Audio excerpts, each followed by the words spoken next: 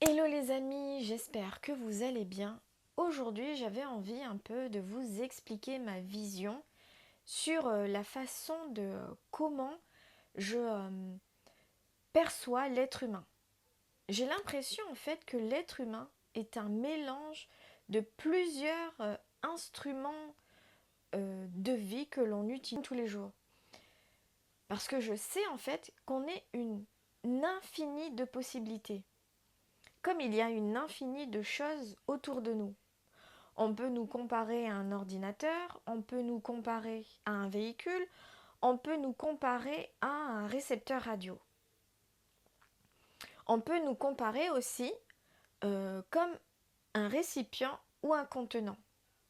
Comme si en fait, à la naissance, ce contenant est déjà rempli de nombreuses informations. Pas seulement génétiques, pas seulement physiques, mais aussi émotionnelles, énergétiques et sociétales. Comme si notre corps en fait gardait en mémoire tout ce qui a été vécu avant nous. Les émotions non exprimées, les peurs, les blessures, les croyances, les mécanismes de survie, les loyautés invisibles.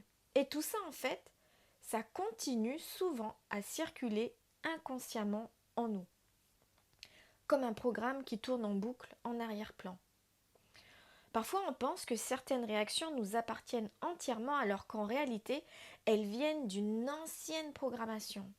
Une programmation familiale, sociétale, environnementale. Une façon de penser, de ressentir, d'aimer, de se protéger qu'on a intégrée sans même s'en rendre compte. Et tant que ces informations restent actives dans notre inconscient, elles influencent notre vie, nos choix, nos relations, nos rapports à l'amour, à l'argent, à la sécurité, à notre valeur.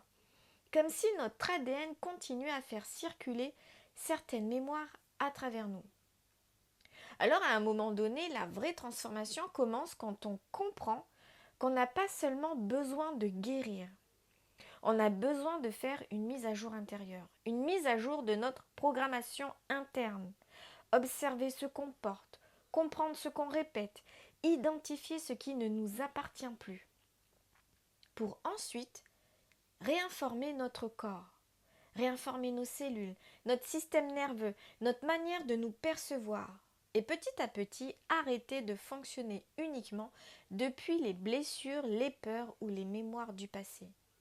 Parce qu'au-delà de toutes ces couches, il y a notre essence, notre véritable énergie, la partie de nous qui existe avant les conditionnements, avant les blessures, avant les masques. Et quand on commence à libérer ces mémoires transgénérationnelles, on ne devient pas quelqu'un d'autre.